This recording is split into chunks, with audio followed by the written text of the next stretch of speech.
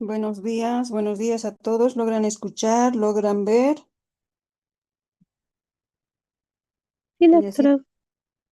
bien. Buenos días, doctora. Sí se puede escuchar y ver. Sí se Oh, le escucha, doctora. ya empezamos entonces. Vamos a empezar con la segunda parte del tema. Mm, Ahora vamos a ver lo que es la microscopía, o sea, el microscopio. Lo anterior habíamos visto los componentes, ¿no? O sea, que es necesario la luz y etcétera, etcétera. Ahora va a hablar específicamente del microscopio óptico. Em, Como introducción vamos a ver que mm, tienen que tener un concepto en sí básico de este microscopio óptico, que es una herramienta esencial para poder estudiar tejidos y células en la histología. Entonces, este microscopio óptico, perdón, niños, este está, ya, ahí.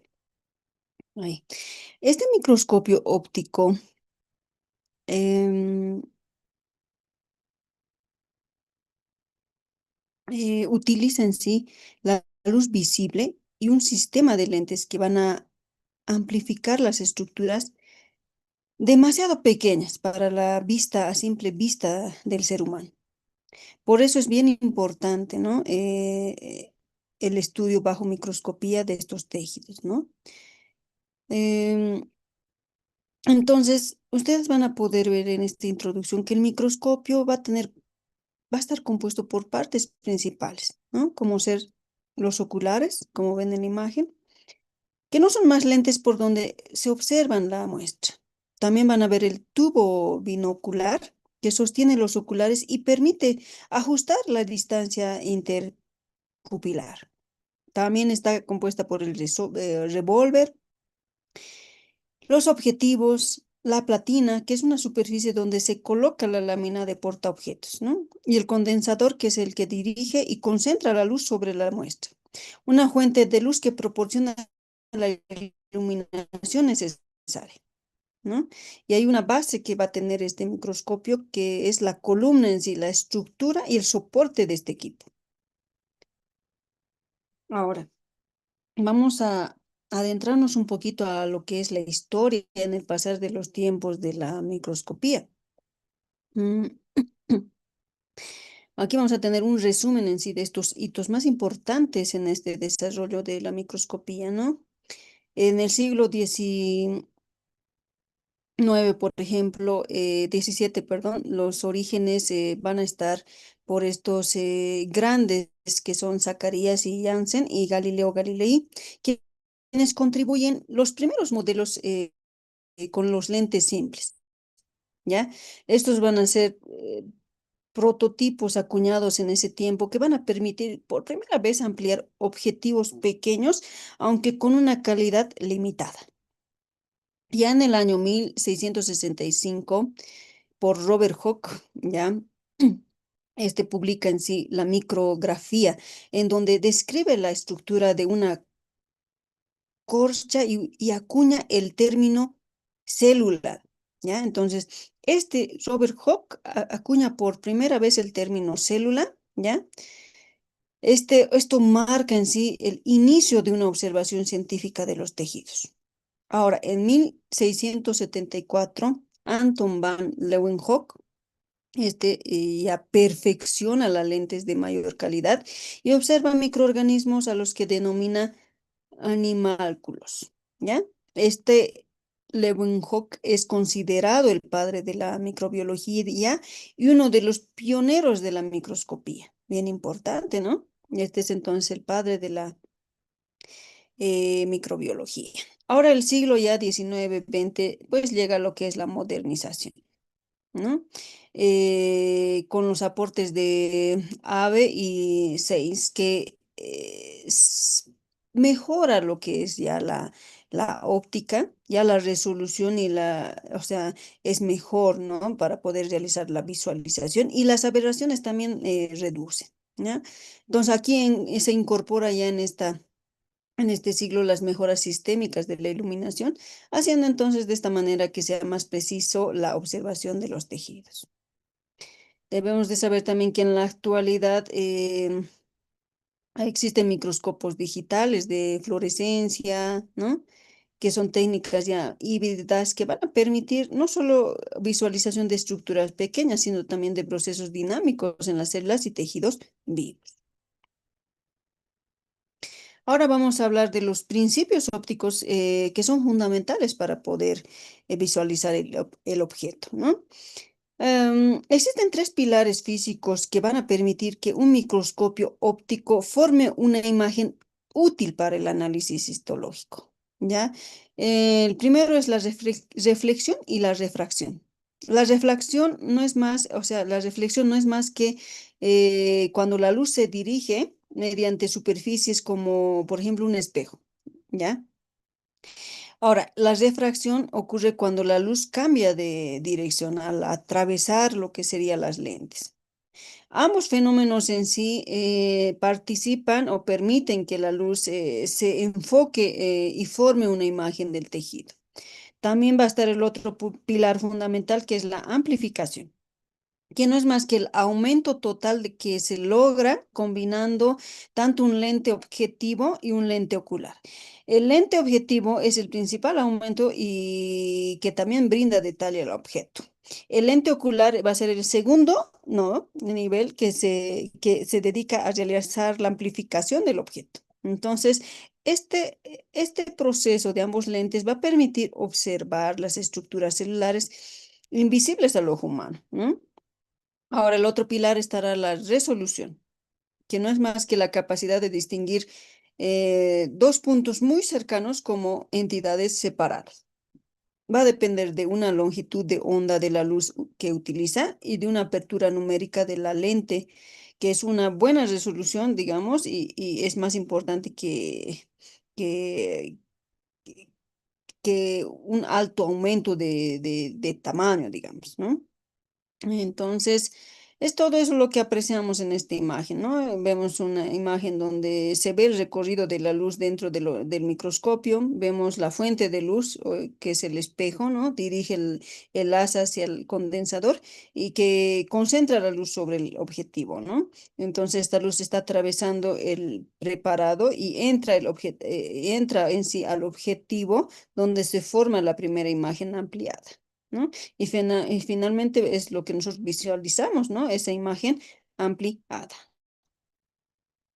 Ahora vamos a hablar de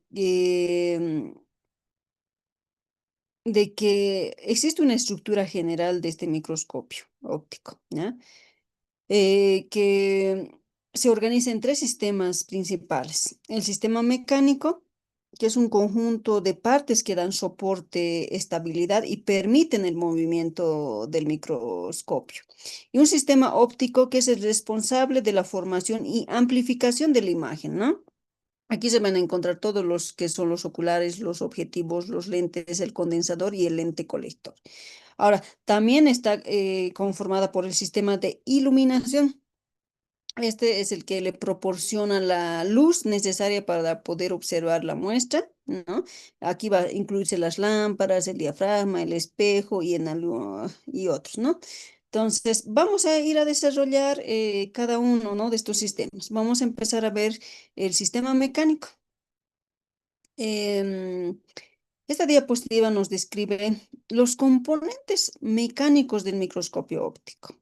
¿Qué quiere decir? Todas las partes que van a brindar soporte, estabilidad y además que van a permitir el movimiento necesario para poder realizar la observación, ¿no? Entonces, los elementos principales serán la base, que le proporciona, como pueden ver en la imagen, la estabilidad al microscopio, evitando las vibraciones de este.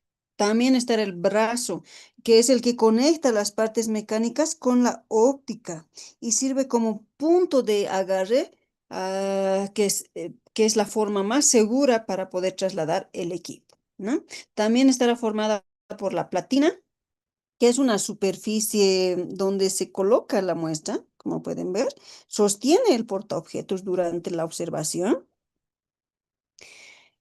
También va a estar formada por los tornillos macrométricos y micrométricos que van a permitir este enfoque, ¿no? El tornillo macrométrico es o sea, es donde vamos a poder realizar movimientos amplios para que se pueda enfocar, tener un enfoque inicial.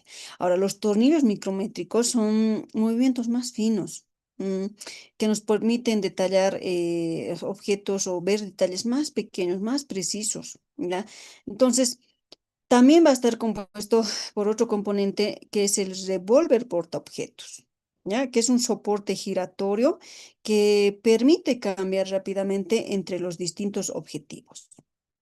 También tendremos el tubo o tubo óptico, que es una estructura que sostiene los oculares y mantiene la distancia correcta hasta los objetivos. Ahora, mm, vemos todas estas partes de este sistema mecánico, ¿no? En esta imagen. Ahora vamos a pasar al sistema óptico. Mm, Este sistema óptico va a describir los componentes encargados de poder formar, ampliar y dirigir la imagen en un microscopio óptico. Los elementos claves del sistema óptico van a ser los oculares, que son lentes por donde observamos la muestra, aportan un aumento adicional, generalmente por 10 o por 15 mayor el tamaño de inicio, ¿no? También va a estar compuesta por los objetivos, que son los lentes más importantes, responsables del aumento principal o sea, se encuentran en el revólver y suelen ser los aumentos de 4 hasta mayor a 100, ¿no? También estarán compuestas por el condensador, que su función es de concentrar el haz de la luz directamente sobre la muestra para mejorar la nitidez y el contraste de la muestra de estudio. Ahora también va a estar compuesta por el diafragma, que regula la cantidad de la luz que atraviesa la muestra, permitiendo ajustar el contraste según el tipo de tejido de preparación. También va a estar compuesta por lámparas o fuentes luminosas, ¿no? Estas están encargadas de proporcionar la iluminación necesaria en los microscopios modernos. Suele ser, por ejemplo, la iluminación de LED, ¿no? O el halógeno. Mm, En la imagen vemos todo esto, ¿no? Una imagen en esquema en sí del microscopio, señalando con componentes ópticos, o sea, sus componentes ópticos, lo que nos ayuda a relacionar visualmente cada parte mencionada, ¿no? Ahora vamos a ver los tipos de microscopios ópticos que existen. En la actualidad existe una diversidad, pero de los que más están estudiados y más importantes son el de campo claro, que lo vamos a desarrollar ahora, el campo oscuro también, el de contraste de fases, el de contraste de interferencial, también denominada DIC por sus abreviaciones en inglés, y el de fluorescencia, el de microscopía invertido, o el que también utiliza la visualización 3D a baja magnificación. Entonces vamos a ir a desarrollar la microscopía de campo claro. Em, Esta microscopía de campo claro es la técnica más básica y común en los laboratorios histológicos, ¿ya? ¿Cómo va a funcionar esto? Utiliza la luz transmitida, o sea, la luz pasa a través de la muestra, ¿ya? Se debe realizar una preparación de la muestra para esta microscopía de campo claro, ¿ya? ¿Qué quiere decir? ¿Cómo vamos a preparar la muestra? Requiere tinciones, requiere colorantes para poder teñir la estructura celular y de esa manera darle un alto contraste, ya que la mayoría de estas células son transparentes y por ende esta microscopía de campo claro sí o sí necesita la preparación, sí o sí necesita que la célula esté con un colorante, ¿ya? Su uso principal es ideal para poder observar cortes de tejidos como células fijas, no vivas. Ahí estás, este de campo claro ve células teñidas no vivas, ¿ya? Y preparaciones permanentes en un portaobjeto. Tiene que tener, o sea, como no está viva, una preparación permanente. Entonces, eso es el de campo claro. Ahora vamos a ver la otra diferencia del de campo oscuro, que a diferencia de este van a ver es diferente. En esta de campo oscuro sí o sí necesitamos, o sea, no necesitamos que la célula sea una célula muerta y tampoco necesitamos que sea teñida. Entonces, es igual esta una técnica especial de microscopía que nos permite observar, sí, muestras transparentes y no teñidas, ¿no? Que serían prácticamente invisibles para la microscopía del campo claro, ¿no? Como acabamos de ver el campo claro, sería imposible ver así en estas características al tejido. Entonces, ¿cómo va a funcionar esta técnica, esta microscopía? Es que va a bloquear la luz central. Se coloca como un disco opaco en el condensador del microscopio y este disco va a bloquear la central de la luz que normalmente iluminaría directamente la muestra, ¿no? Solo entra entonces una luz lateral sobre la luz que llega de forma muy oblicua, o sea, muy lateral y puede observarse de esta manera la muestra. Entonces, si ¿cómo les puedo decir? Entonces, con tal de que sepan que en esta de campo oscuro se utiliza un disco opaco que bloquea la luz central, solo la luz dispersa o sea, solo la luz dispersada por la muestra llega al ocular, o sea, es muy lateralizada. La muestra parece brillante sobre el fondo oscuro y es útil para poder observar estructuras finas como espiroquetas. Ahora vamos a hablar de la microscopía de contraste de fases. Esta, al igual que el campo oscuro, eh, el contraste de fases resuelve el problema fundamental de observar las células vivas y transparentes, sin teñir. ¿Ya? Es igual, es similar al de campo oscuro. ¿Ya? Entonces, su principio fundamental es que se desarrolla por Ceronic, ¿ya? Que es una fase de contraste. Em, en esta convierte las diferencias fases en diferencias de intensidad. No requiere tinciones al igual de campo oscuro. Es ideal para células vivas, al igual que el campo oscuro, pero esta es ideal para realizar cultivos celulares. Ahora, vamos a hablar de la microscopía de contraste interferencial, que es también denominada por sus siglas en inglés, en DIC.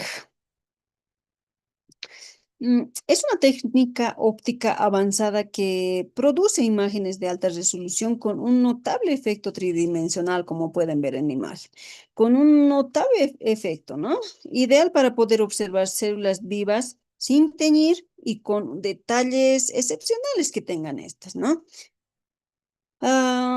¿Qué es lo que usa? Principalmente la polarización, ¿no? Utiliza polarizadores como los de los lentes del sol que pueden filtrar la luz para que vibre en una dirección específica.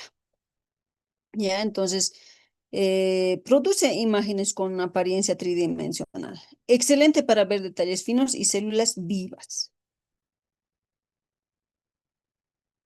Ahora vamos a hablar de la microscopía de fluorescencia. Mm, Esta microscopía de fluorescencia también es un fenómeno físico donde ciertas sustancias llamadas fluoroforos pueden o sea, absorber la luz de una longitud de onda específica y luego emitir luz de una longitud de onda mayor, es decir, de otro color. Entonces, el principio fundamental en esta situación, en esta microscopía por fluorescencia, es excitar y emitir. En la excitación dice que se ilumina la muestra con la luz de alta energía, o sea, una longitud de onda corta, usualmente azul o ultravioleta. Y la emisión no es más que los fluoroforos en la muestra absorben esta energía y la reemiten como luz de menor energía, longitud onda, o sea, de onda larga, como el color verde, rojo o naranja. ¿Ya? Entonces, eso es lo que pasa, ¿no? Se va a poder observar la emisión de una luz de mayor longitud de onda, ¿no? Ahora va a haber aplicaciones que son especiales en esta microscopía de fluorescencia. ¿Dónde la vamos a aplicar? En la detección de proteínas específicas, en el diagnóstico de enfermedades, ¿no? Y en la inmunofluorescencia. Ahí se aplica. Entonces, ahora vamos a hablar de la resolución, aumento y poder de definición de la microscopía. Ahora, al hablar del aumento, no es más que el producto o sea, del ocular, ¿ya? Que se puede incrementar por el objetivo, ¿no? O sea, el aumento va a ser el producto del ocular por el objetivo. La resolución no es más el límite cercano que se tiene a 200 nanómetros para la luz visible. Y el poder de definición no es más que la capacidad para poder mostrar detalles finos. La resolución va a depender directamente de ¿qué? De la longitud de onda y la apertura numérica. Ahora, también tenemos que hablar de la profundidad de campo y apertura numérica. Es como, bueno, al hablar de la profundidad de campo, hablamos del espesor nítido en sí. ¿Qué es eso? Que es el grosor o espesor de la muestra que se ve perfectamente enfocado al mismo tiempo, ¿ya? Es como que una imagen, o sea, imagínense como tomar una foto a un grupo de personas en una fila, ¿no? Si tiene poca profundidad de campo, ¿ya? Solo una persona estará nítida y las demás estarán borrosas. Ahora, si tiene mucha profundidad, tiene una aparición enfocada entonces de todas las personas, ¿no? En sí, en histología, ¿cómo lo vemos esto? Como cuando un corte de tejido de 5 micras de grosor, ¿ya? Con un objetivo, con una buena profundidad de campo, lo veré como todo nítido. Ahora, si la profundidad es muy baja, quizás solo vea enfocada una parte de este corte, ¿ya? Entonces, eso es bien importante, ¿no?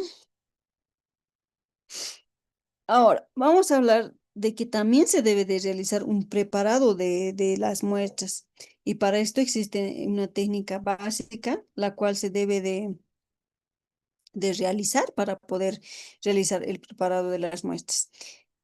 Eh, esta técnica tiene etapas de proceso, ¿ya? Que se deben de realizar paso a paso. El primero es la obtención de la muestra. ¿Qué es la obtención de la muestra? No es más que tomar el material que vamos a estudiar, ¿ya? Por ejemplo, puede ser la piel, puede ser el esputo o lo que sea, ¿no ve? Entonces, ejemplo, a ver, si vamos a hacer la toma de muestra por raspado, vamos a tomar una muestra de las células de la mucosa bucal, digamos, ¿no? Eso es conocido como citología. Ahora, si queremos hacer la muestra, o sea, tomar la muestra por cultivo, es cuando, por ejemplo, uno está resfriado y tiene flemitas, entonces se manda a cultivar esas flemitas. O cuando queremos hacer la toma de muestra por corte histológico, que no es más que por la biopsia, se toma un fragmento de tejido, ¿ya? Eso es la toma de muestra. Ahora, el segundo paso importante para este preparado de muestra es la fijación. ¿Qué será esta fijación? No es más que el paso, o sea, es un paso importante. Se puede decir uno de los pasos más importantes de esta toma o preparado de muestra. Usamos, por ejemplo, una sustancia química, nosotros en la histología, el formol, ¿no? Este formol, ¿para qué? Para preservar la estructura de las células y tejidos exactamente como estaban en el momento de la obtención de la muestra. ¿Cuál es el objetivo de esta fijación? Es evitar la descomposición y mantener la arquitectura celular intacta, ¿no? Ahora, después de este paso muy importante que es la fijación, ¿qué hacemos? Hacemos el paso de la inclusión y corte. La inclusión es como sumergimos el tejido fijado, ¿no? Una vez que ya lo hemos fijado, en un medio que le da soporte. Y este medio para nosotros es la parafina, para poder cortarlo en laminillas exactamente delgadas, ¿no? O extremadamente delgadas. Entonces, luego, ¿qué hacemos? Una vez que ya está en la parafina, vamos a poder hacer los cortes. Entonces, llevamos al corte. Usamos un instrumento llamado micrótomo para hacer estos cortes, o también denominado criostato.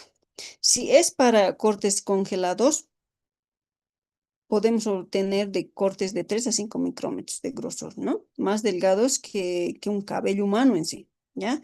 Ahora, después de eso, vamos al cuarto paso muy importante, que es el montaje de los o sea, en portaobjetos. Una vez que ya tenemos cortado la muestra, Lo colocamos en o sea, en un corte histológico, ¿no? Ultra fino, sobre un portaobjetos. Como ven en la imagen, en la diapositiva, estos son los portaobjetos, son de vidrio para poder manipularlo y observarlo. Bien, ¿no? Luego de eso, ya ahí está la muestra, digamos.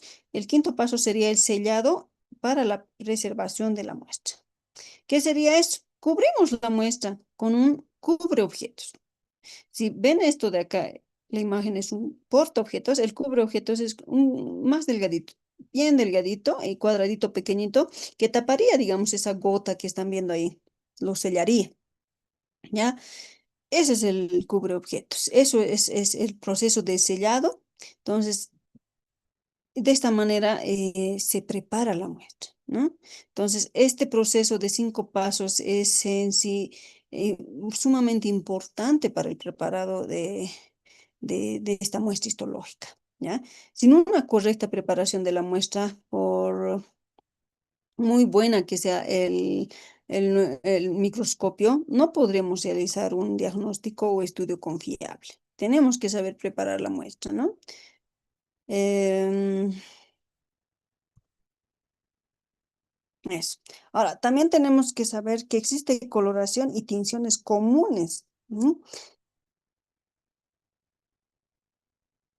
Y, entonces, existen diversos, pero de los más utilizados son los siguientes. La hematoxilina, eosina, que es una tinción general de los tejidos. La tinción de Gram, que es la que diferencia a las bacterias Gram positivas y las Gram negativas. También tenemos la tinción de Ciel-Nielsen, que va a teñir a las micobacterias, y la tensión de Giemsa, que va a teñir específicamente la sangre y la médula ósea. También tenemos otras tinciones especiales como la de Paz y la de plata, y existen otros más, pero estos son los más importantes, ¿ya? Ahora, vamos a hablar de que también, después de todo este proceso, existe un uso adecuado del microscopio y su manejo y enfoque, ¿no? Este microscopio es esencial para poder, o sea, precautelar o cuidar también al microscopio y de esta manera poder observar imágenes, ¿no? No contorsionadas.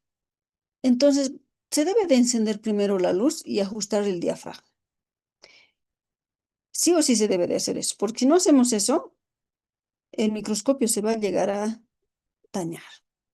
Entonces, el segundo paso es seleccionar el objetivo de bajo aumento, enfocar un macrómetro y luego micrómetro, cambiar a mayor aumento según la necesidad, ajustar el condensador y el diafragma y mantener una postura ergonómica.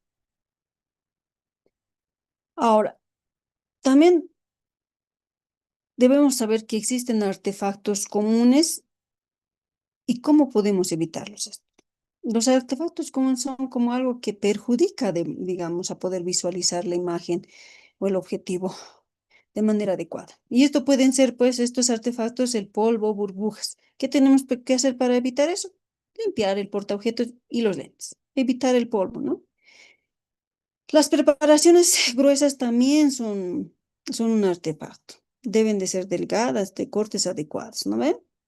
Ahora, la iluminación insuficiente, obvio que es un artefacto. Debemos de ajustar esto, ¿no? El condensador y el diafragma, siempre con una iluminación suficiente. Es muy importante la iluminación. Entonces, la tinción deficiente también se convierte en un artefacto, ¿no? Hay que revisar los tiempos, los reactivos para ver que las tinciones se realicen de manera correcta. Ahora hay que tener un cuidado y mantenimiento de la calibración del microscopio. ¿Qué quiere decir esto?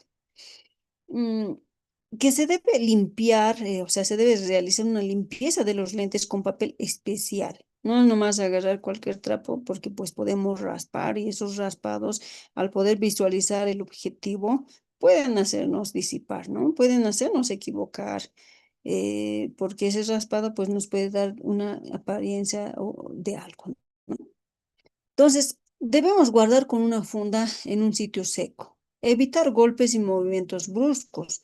Debemos hacer una revisión, un soporte técnico anual mínimo, como mínimo, ¿no? Para poder calibrar los objetivos, para poder realizar una verificación de la iluminación, si esta es adecuada, si es la necesaria, y un ajuste de revólver y tornillos. Debemos realizar, o sea, este microscopio. Esta microscopía es bien importante en la aplicación de la medicina hoy en día, ¿ya? ¿Por qué? Porque nos permite observar células y tejidos de tamaños indiferenciables por la vista humana. Nos permite de esta manera entonces hacer diagnósticos microbiológicos.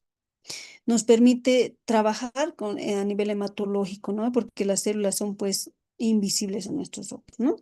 Nos permite realizar citología cervical, análisis de parásitos, nos permite realizar investigaciones biométricas, nos permite realizar cultivos celulares. Ahora, también existen limitaciones, no todo es positivo, ¿no? ¿A qué? Nuestra resolución está limitada por la longitud de onda. Hay imposibilidad de observar estructuras celulares muy pequeñas también, demasiado, ¿no? Requieren muestras delgadas. Algunas técnicas necesitan tinciones que pueden alterar la muestra. Entonces, aquí terminamos, niños, el tema. Esta es la bibliografía. Y nos vemos el siguiente martes con otro tema.